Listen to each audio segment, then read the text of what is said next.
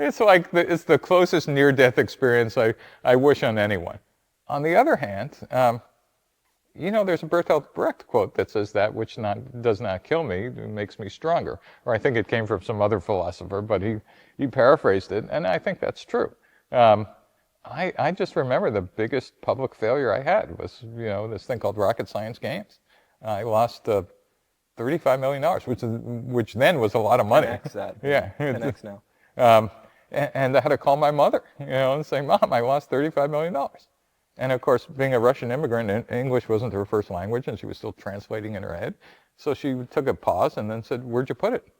I said, no, I lost it, it's gone. I'm in Brazil. I lost it. And then she said, oh my God, the country we came from is gone. And then she thought about it and said, and her name's blank, you can't even change it. And I said, no, the reason I'm calling you is the people who gave me the money just gave me another $12 million to do my next startup.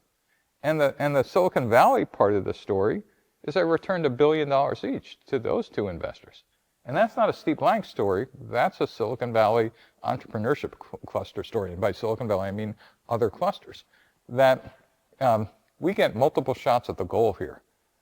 That's really unique about an innovation culture, is that if you didn't lie, cheat, and steal, and your investors still thought, yeah, you took an honest shot at it, we made the same mistakes, not just you. Okay, what do you got next? That's what happened to me. And that's why we're sitting in this place.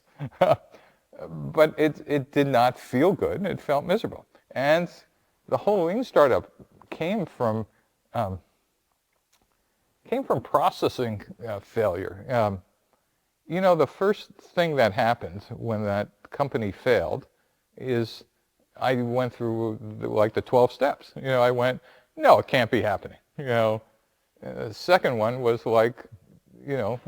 so first is disbelief, and then it was like anger, and then it was like blame my co-founder, which, all right, but my business card said CEO, so there was really not quite, I could blame my co-founder, but at the end of the day, if I was really acting on my beliefs, and then it was okay, resignation, and then it was a period of introspection. But the thing that I think benefited almost every entrepreneur was actually getting some insight from what happened. And what happened was, even though in my earlier startups I had listened to customers, what killed this one was hubris.